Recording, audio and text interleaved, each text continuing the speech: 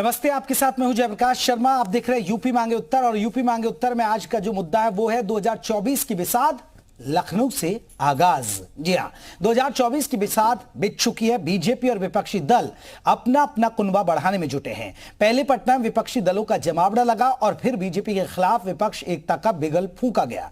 अब उसके जवाब में बीजेपी ने आज सोनेलाल पटेल की जयंती पर सबसे बड़े सियासी सूबे यूपी की राजधानी लखनऊ में शक्ति प्रदर्शन किया, जिसमें गृह मंत्री अमित शाह, सीएम योगी आदित्यनाथ और समेत बीजेपी के तमाम बड़े नेता और बीजेपी के सहयोगी दल एक मंच पर नजर आए। बीजेपी के इस शक्ति प्रदर्शन को पटना में हुई विपक्षी एकता के जवाब के तौर पर भी देखा जा रहा है। सवाल यह है, क्या 2024 का चुनाव एनडीए बनाम पीडीए यानी विपक्षी महागठबंधन के बीच देखने को मिलेगा?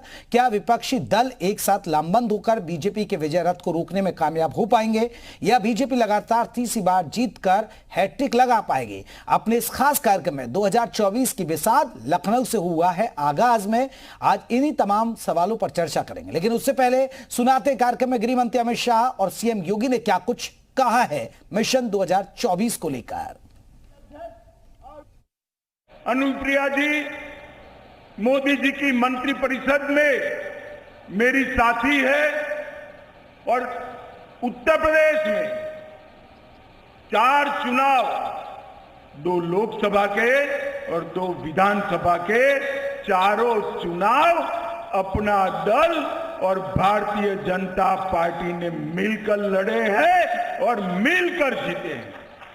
और इसी का परिणाम है कि आज सपा बसपा की विघटनकारी शक्तियों से उत्तर प्रदेश को संपूर्ण रूप से निजात मिली। शासन की योजना में जाति, मत और मजहब के आधार पर किसी के साथ कोई भेदभाव न हो, सबको समान रूप से आगे बढ़ने का अवसर मिले और सबको समान रूप से सुरक्षा का एक बेहतर वातावरण पूरे देश के अंदर मिले।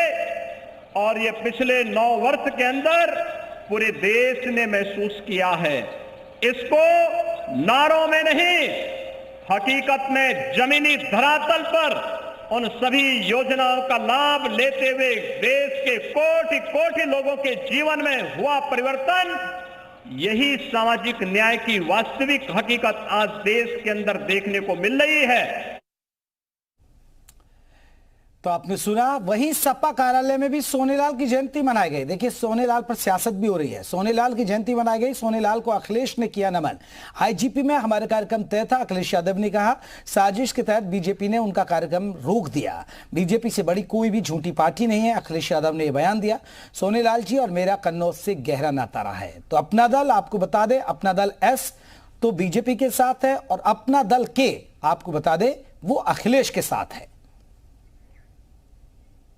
पंकज निरंजन जी को बधाई देता हूं, अपना दल कमेरा के लोगों को धन्यवाद देता हूं कि सोनेलाल पटेल जी के आज उन्होंने जयंती के कार्यक्रम में हम सब लोगों को बुलाया। डॉक्टर सोनेलाल पटेल जी के जो जन्म स्थान था वो कन्नौज, और हमारा और समाजवादियों का, नेताजी का क्रम क्षेत्र रहा कन्नौज। ये लगाव उनके साथ रहा। उन्हें हम लोगों ने बहुत समय से देखा कि जिस तरीके से शोषित, वंचित, पिछड़े और जिनको मुख्य धारा में सम्मान नहीं मिला, उनके लिए संघर्ष करते रहे। तो 2024 की बिसात छाई गई है। हमारे साथ कई खास मेहमान हैं, अपने मेहमानों का परिचय करा दूं और फिर हम उनसे चर्चा करेंगे। गगन प्रकाश यादव है, महासचिव है अपना दल से, कामेरावादी से, आपको बता दें। गगन जी, आपका बहुत बहुत स्वागत है। मनोज यादव है, प्रवक्ता है समाजवादी पार्टी के। मनोज जी, आपका बहुत बहुत स्वागत है। शरद त्रिवेदी जी हैं, प्रवक्ता है बीजेपी के। शरद जी, आपका बहुत बहुत स्वागत है। सबसे पहले गगन प्रकाश जी, चर्चा की शुरुआत आपसे। सोनेलाल जी की आज जयंती, आज 2 अलग अलग कार्यक्रम हुए, एक अपना दल कमेरावादी और एक अपना दल एस। लेकिन एस की अगर हम बात करें तो यहां कहीं ना एनडीए का एक कुनबा इकट्ठा हुआ है और मिशन 2024 की तैयारी के लिए बिगुल फूंक दिया है। कैसे देखते हैं सर? नहीं, देखिए, डॉक्टर सोनेलाल पटेल जो अपना दल के संस्थापक थे, वो अपने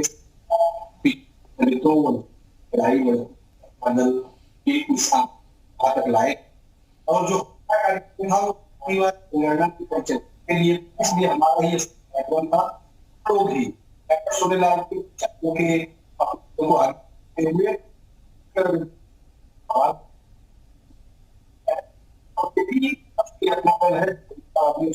चलिए गगन जी लौटूंगा क्योंकि तकनीकी खामी की वजह से आपकी आवाज हमें सही नहीं मिल पा रही है।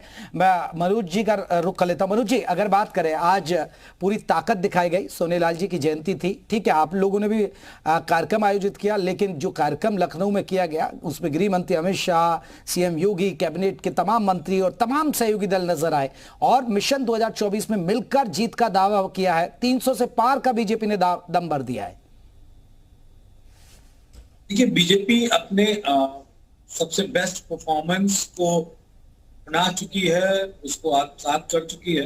अब उसका गिरता ग्राफ भी देखने को मिलेगा इस देश में। आज सोनेलाल पटेल जी की जयंती के अवसर पे मैं तमाम सारे प्रदेशवासियों को, कमेरावादी विचारधारा के मानने वालों को, जो काम पे विश्वास करते हैं, जो हराम को नहीं खाना चाहते, जो दूसरे का हक नहीं छीनना चाहते, उन सब को बधाई देता हूं। बाकी जिन शब्दों को मैंने इस्तेमाल किया वो इसलिए किया है, इस देश में कुछ विचारधाराएं ऐसी हैं और कुछ दल ऐसे हैं तो दूसरे के वोट के दम पे अपने एजेंडे सेट करते हैं इस देश में।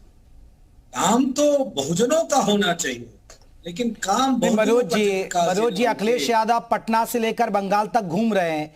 अगर आज यहाँ एनडीए का कुनबा इकट्ठा हो रहा तो टेंशन बढ़ गई ना आप लोगों की?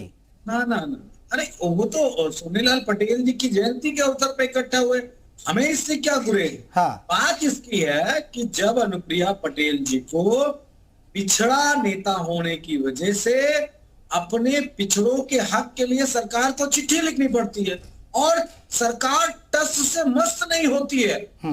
जो क्वेश्चन अनुप्रिया पटेल जी ने उठाया है उन किसी भी सवालों का जवाब मौजूदा सरकार ने नहीं दिया, तो जाहिर सी बात है उनकी भी अपनी मजबूरी होगी।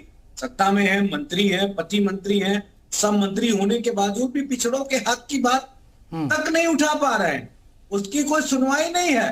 तो जाहिर सी बात है कि जिन पिछड़ों ने वोट दिया है उन पिछड़ों के काम कितने हो रहे हैं, ये सबसे बड़ा सवाल है। चाहे अमित शाह आ जाए, चाहे प्रधानमंत्री मोदी आ जाए, चाहे विश्व लेवल के नेता आ जाए। मनोज जी, पिछड़ों की आपको भी तो याद आ ही रही है ना, तभी तो सपा के दफ्तर में कार्यक्रम हो रहा है।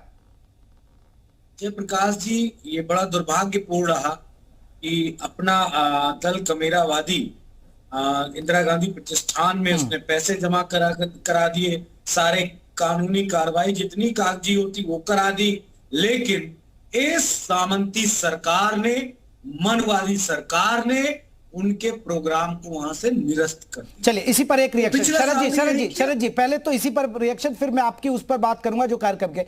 शरद जी, यही बात अखिलेश यादव ने कही कि देखिए सबसे झूठी पार्टी है बीजेपी, उनके कार्यक्रम को रोका गया, वरना इंदिरा गांधी प्रतिष्ठान के अंदर उनका भी कार्यक्रम था। देखिए, बहुत अच्छी बात है अगर ये लोग एक होना चाहते हैं, कोई भी पार्टी ये कोई भी समीकरण बैठा सकती है, लेकिन नतीजा क्या निकला है? जब जब इन लोगों ने समीकरण उत्तर प्रदेश में पिछले 9 साल में बैठाया, आपने देख लिया कि नतीजा क्या था। 2 बार विधानसभा का चुनाव, 2 बार लोकसभा का चुनाव, 2 बार जो निकाय चुनाव है उसमें क्या हश्र हुआ है। पिछले निकाय चुनाव में तो मेयर तक की सीट नहीं मिल पाई इनको, उससे पहले भी यही हाल रहा है। तो क्या भविष्य है, और जो इनके साथ जुड़ता है उनका क्या भविष्य होता है? जब चाचा भतीजा जुड़े थे तो क्या भविष्य था? जब उत्तर प्रदेश में कहा गया कि लड़के पसंद है तो उत्तर प्रदेश ने कह दिया मैं लड़के नहीं पसंद है। जब ये बहन जी के साथ जुड़े तो बहन जी की नैया पूरी डूब गई। तो कौन क्या समीकरण बैठा रहा है वो अपनी जगह है, वो उनका स्वतंत्र है वो इसका चुनने में, लेकिन नतीजा क्या निकल रहा है जो हमारे साथ। शरद जी, आप मानते हैं ना